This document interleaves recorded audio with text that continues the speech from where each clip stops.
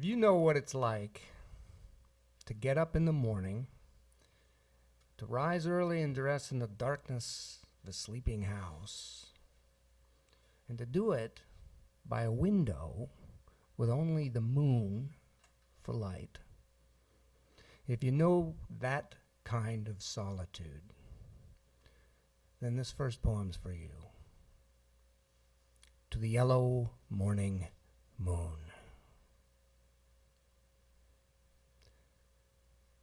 Three mornings, you make a window out of mullions and glass, bright chip of light, less round, less palpable, each sun's rising. 3 mornings I make you a name, maple snagged kite, tarnished coin, Icarus falling into the pale blue sea. You, yellow moon, floating down the western skies. I abide your losses. You make good company at such lonely hours.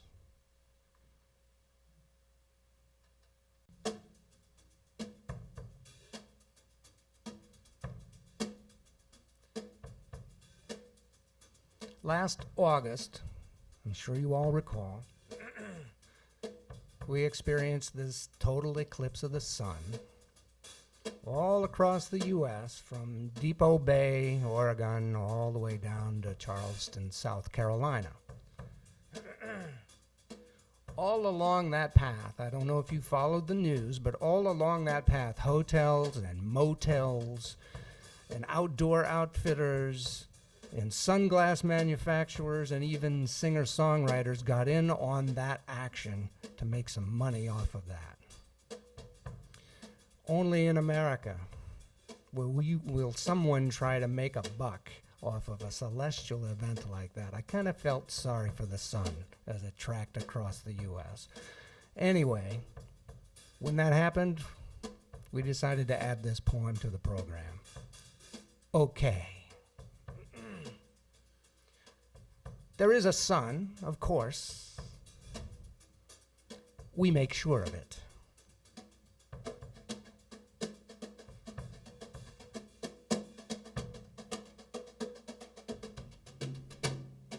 We look up and see it and affirm its presence and ours.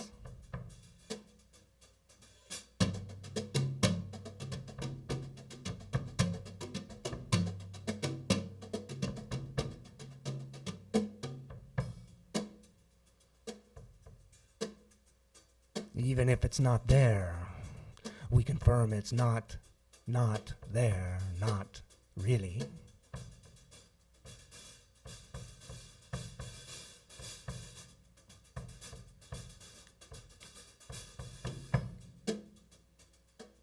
How hard our minds work making worlds that we authorize.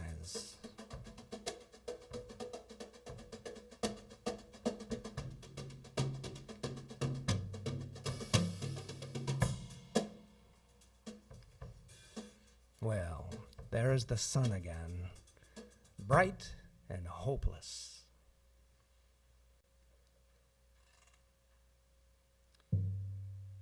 Maybe you, like I have, at some point in your life, lived above an alley or down some cul-de-sac where even in the light of day, it feels like the dead of night.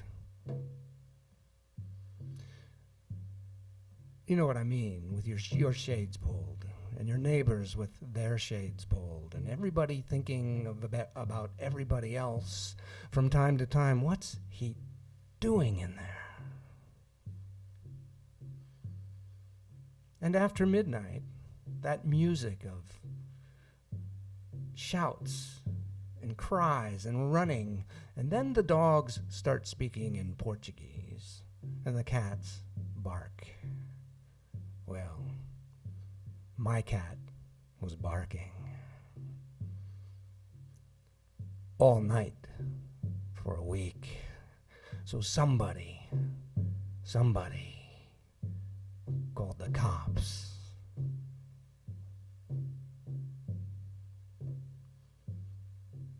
And the cops came to my door.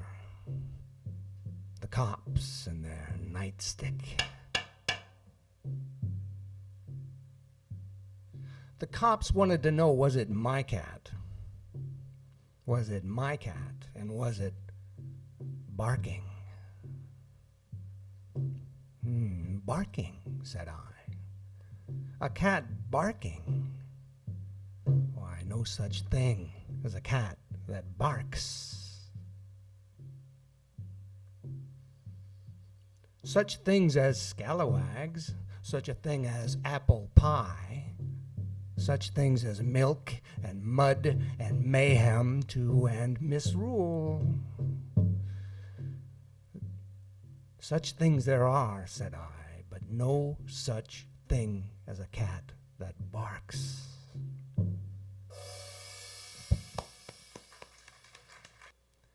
Some people seem so obsessed with the morning that they get up early just to watch the sunrise. Some people like it more when there's fire in the sky. They worship the sun when it's high. Some people go for those sultry evenings, sipping cocktails in the blue, red, and gray. But I like every minute of the day.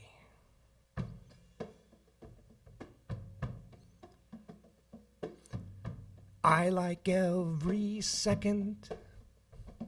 I can laugh in the snow and rain. Every moment has its special charm. It's all right when you're around, rain or shine. I know a crowd who only live after midnight. Their faces always seem so pale. Then there's friends of mine who must have sunlight. They say a suntan never fails. I know a man who works the night shift. He's lucky to get a job and some pay. And I like every minute of the day. I dig every second. I can laugh in the snow and rain. I get a buzz from being cold and wet. The pleasure seems to balance out the pain. And so, you see, I'm completely crazy. I even shun the south of France. The people on the hill, they say I'm lazy, but when they sleep I sing and dance. Some people have to have those sultry evenings, cocktails in the blue, red, and gray. But I like every minute of the day. I like every minute of the day.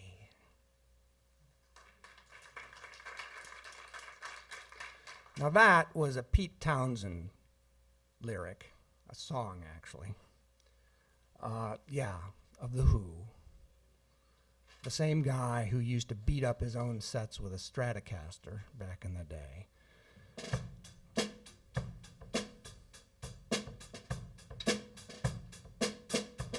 Let's talk about love.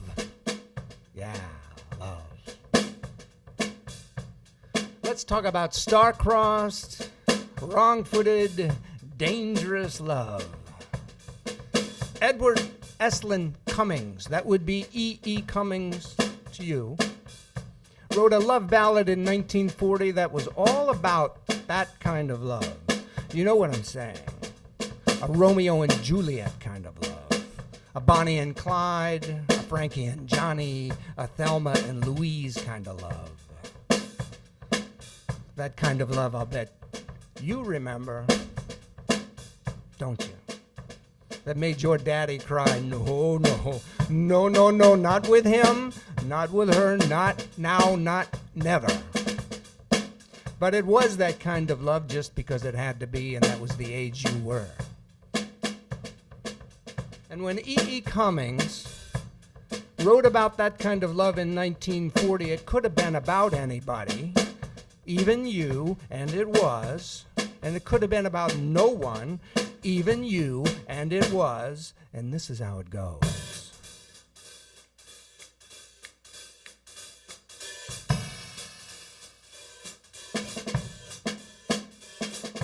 Anyone lived in a pretty how town with up so floating, many bells down, spring, summer, autumn, winter. He sang as didn't, he danced as did.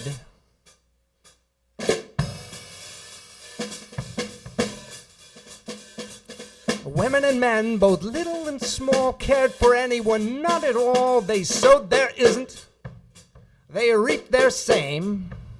Sun, moon, stars, rain. Now children guessed, but only a few, and down they forgot as up they grew. Winter, autumn, spring, summer, that no one loved him more by more. Wind by now and tree by leaf, she laughed as joy, she cried as grief. Bird by snow and stir by still. Anyone's any, anyone's any, anyone's any was all to her.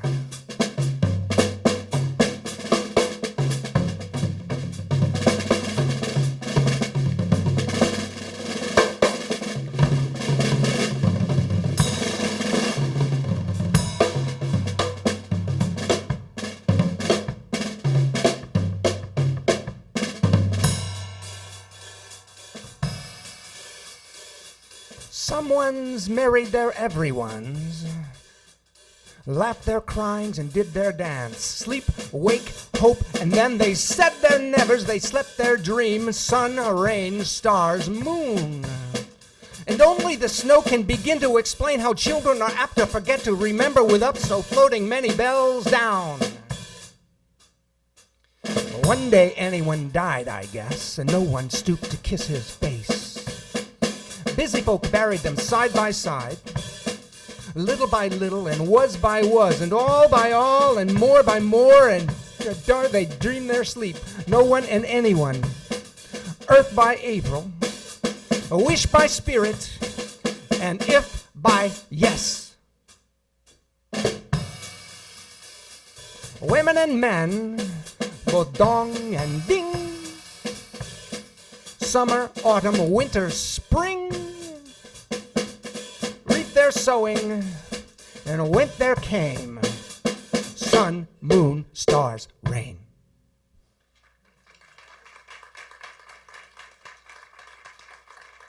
Thank you.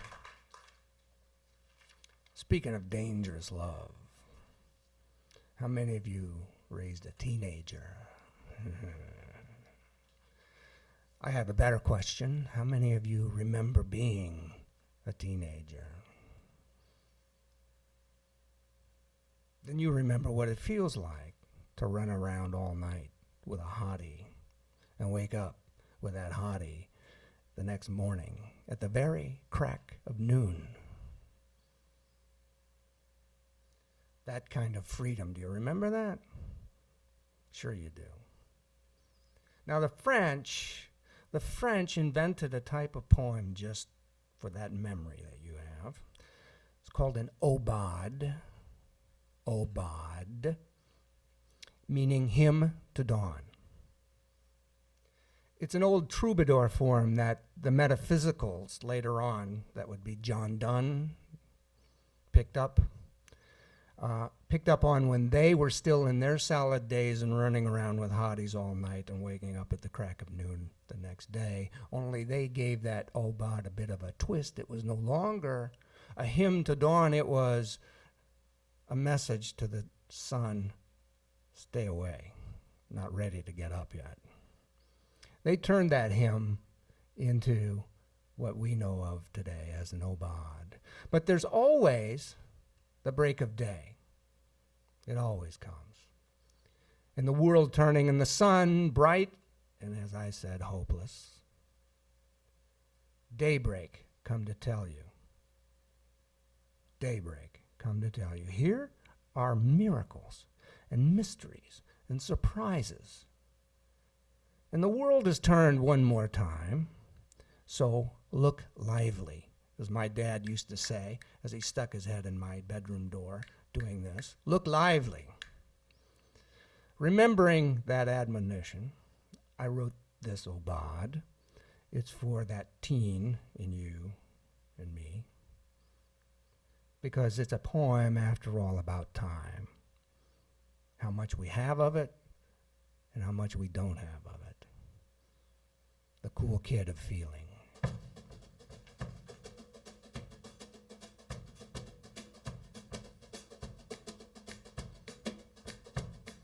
Surprises emerged on an airy plain,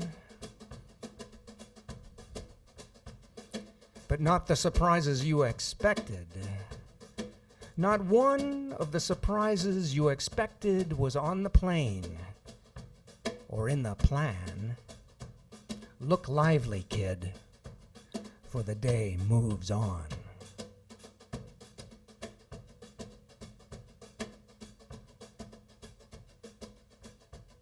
Now, the plan was a miracle of blinding implications. So blinding, we turned away. Look lively, kid, for the day moves on. And the mysteries crawled blindly upon the land. Look lively, kid, for the day moves on.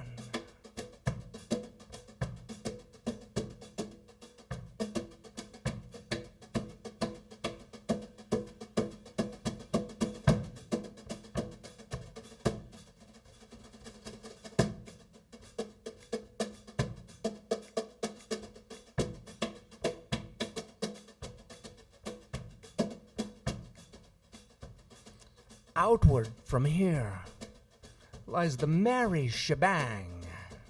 It moves around you and through you and upon you. Look lively, kid, for the day moves on. Where the self is shorn, where the self is unfettered and made blue bun, kid, look lively, for the day moves on.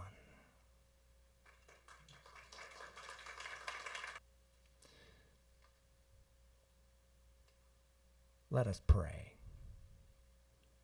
The presence of worth in a sea of false claims.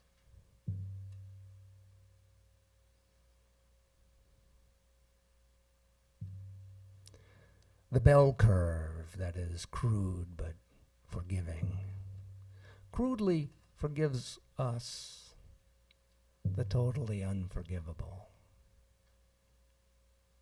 It's there to forgive if we are to be forgiven.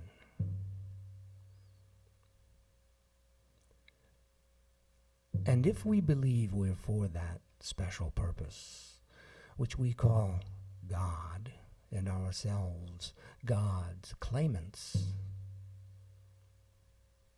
and if we stake our claim and say to this God that it only needs to be shown that there of where we are on the curve,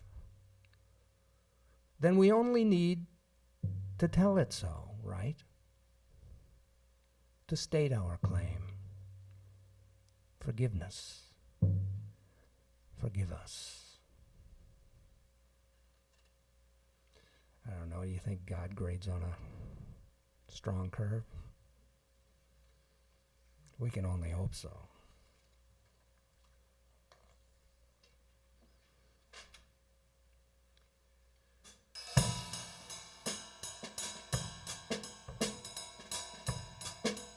William Carlos Williams, that well-known pediatrician and even better-known modernist poet, wrote this poem in 1935, another time in our history when the rich got richer and the poor got poorer, and you elected your congressman to make sure things stayed that way. It's a poem about drowning in other people's good fortune. Some things just never seem to change. The yachts contend in a sea which the land partly encloses, shielding them from the too heavy blows of an ungoverned ocean which, when it chooses, tortures the biggest hulls the best man knows to pit against its beatings and sinks them pitilessly. Moth-like in mists, scintillant in the minute brilliance of cloudless days with broad bellying sails, they glide to the wind, tossing green water from their sharp prows, while over them the crew crawls ant-like.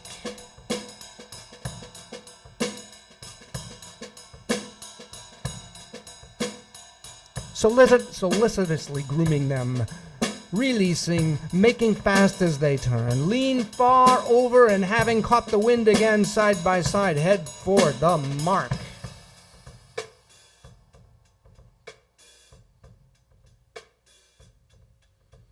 Now, in a well-guarded arena of open water, surrounded by lesser and greater craft, which sycophant, lumbering and flittering follow them, they appear youthful, rare as the light of a happy eye, live with the grace of all that in the mind is feckless, free, and naturally to be desired.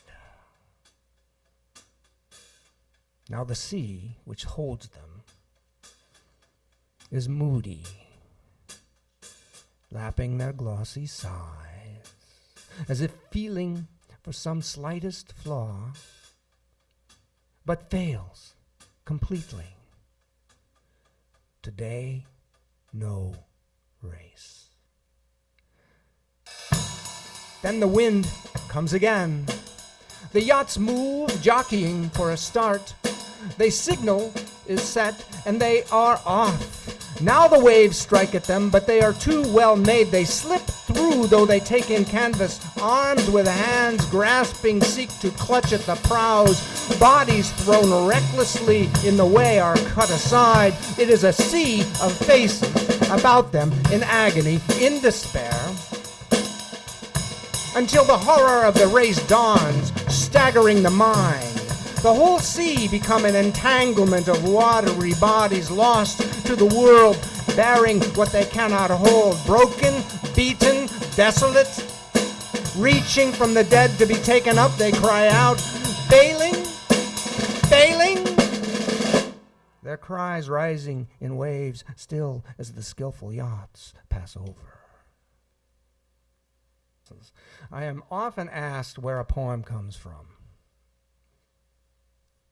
And I see some of my poet friends here, and I know they're asked, where did that come from sometimes? When the better question might be, where does a poem go? Where does it take you? A case in point is this next poem. It's a villanelle titled James the Merino Kid. More about James in a moment. A villanelle, by the way, is another old French form in which you're going to hear repeating lines and words in a whole mess of rhymes. So listen for them, for part of the villanelle's pleasure is just that, listening for the repetitions. As for where this poem came from, long after I lived in a town called Opelika, that's in Alabama. Now let's stop here for a minute, because one of the most important things about poetry is it's not how it looks on the page, or even how it sounds in the ear, but how it feels in the mouth. So I want you all to say it with me. Opelika, Alabama. Opelika, Alabama. Opelika, Alabama. Come on. Opelika, Alabama.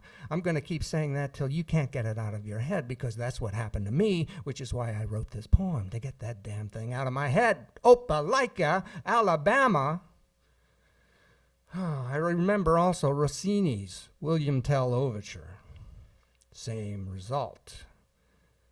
in a Saturday morning kind of way. You know what I'm talking about, the Lone Ranger and Bugs Bunny and Mickey Mouse.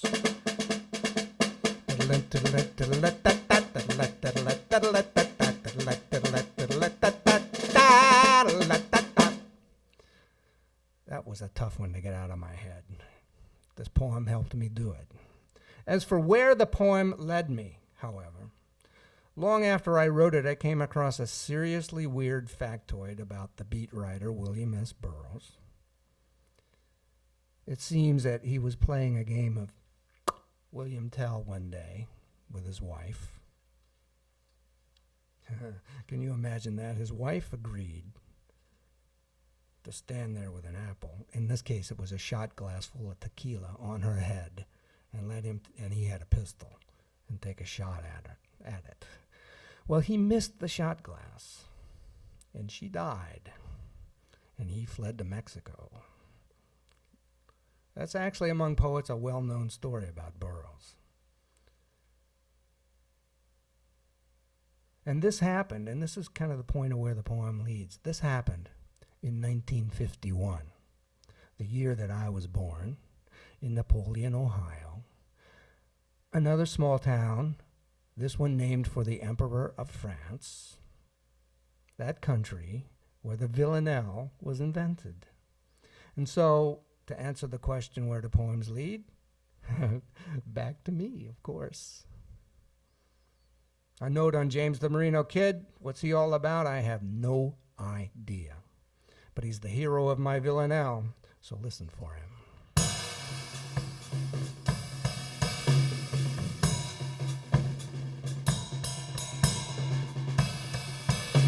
A villanelle, a courtier snorting horse, some gorgeous, gorgeous dames, a way of speaking that an opelika or the William Tell overture makes 20 years of hell from just 2 decades of pain. But nobody blames the villanelle for being touchy and fell occasionally. Actually, it reclaims ways of speaking that an opelika or the William Tell crack-trained voices like that rebel yell sometimes before they kick ass and take names, like in the villanelle, like Ginger, like George, like Jerry, like Giselle. Remember that kid James? Huh? His way of speaking opelican in the William Tell? Well, yeah, baby. Same's true of the villanelle when it gets to talking opelika and the William Tell. Now, I really do know who James the Merino Kid was. He was one of the Dharma bums. And here was the inventor. We're going to do a poem about the inventor of the Dharma bums, Kerouac, king of the total life. One way, 2 ways, and the means to choose. In walked Jack, a first-class abstraction in 5/4 time. It was the kind of moment, fully loaded, that makes a civilization Jack, a lucky strike in Red Wings, a bleeding stream of consciousness on a karaoke floodplain, half-cocked, maybe prone to deluge, but fertile ground to the horizon and back. Get back, Jack!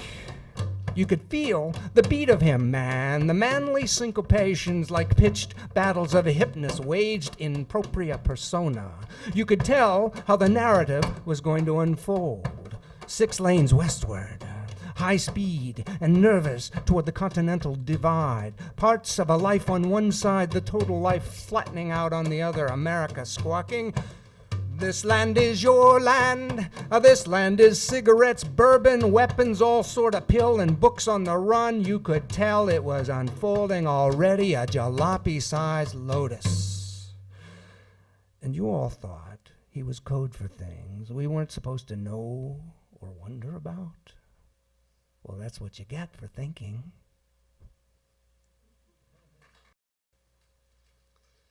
Okay.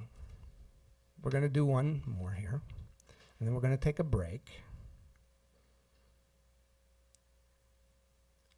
And then when we come back, we're going to have a few more stories and poems about a raven-haired beauty in the moonlight, a pissed-off prince in a pickle, 2 kinds of underground railroad, and a love supreme.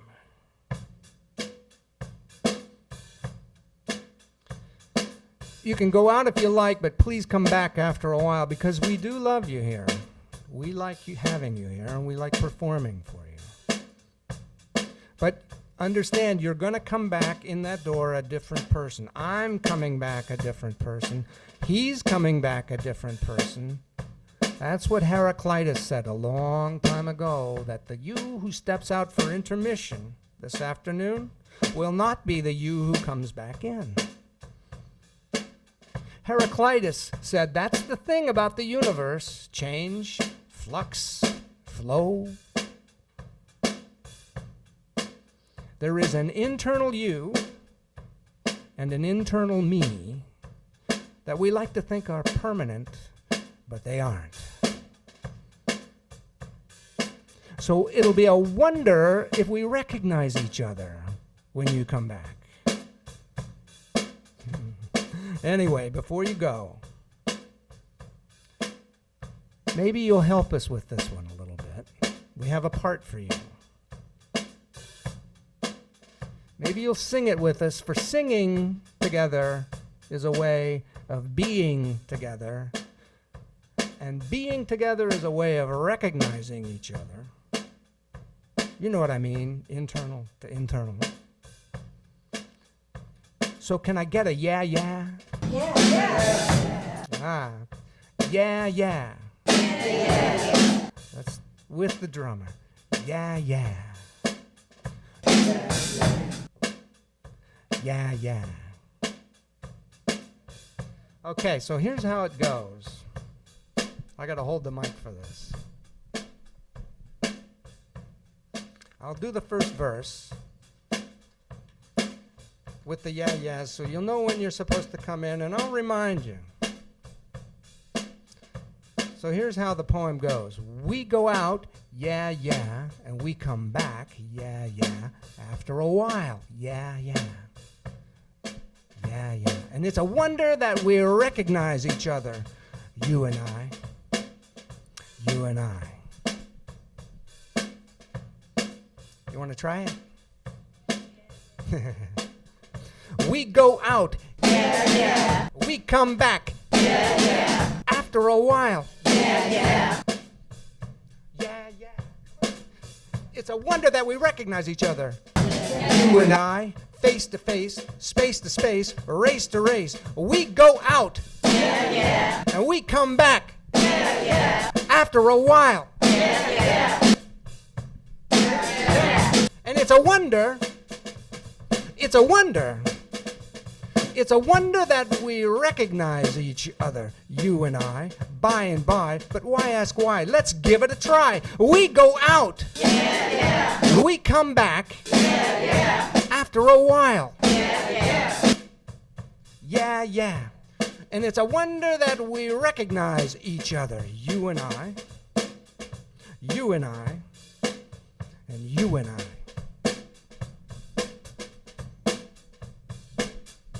Now, on a case-by-case basis, we can make an oasis of each other, brother to sister and sister to brother, but what we need is a bridge, to build a bridge with the courage to abridge the spaces between us. I mean us, because we need us. Can you believe this? And be fly together like birds of a feather, no matter the weather. And if not now, if not right now, then when? Don't tell me never. Don't you say to me whenever, whatever. We go out. Yeah, yeah. And we come back. Yeah, yeah. After a while. Yeah, yeah.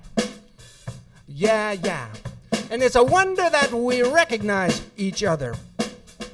Day or night, wrong or right, loose or tight, black or white, we go out. Yeah, yeah. And we come back. Yeah, yeah. After a while. Yeah, yeah. And it's a wonder that we recognize each other. You and I, and you and I. Internal to internal.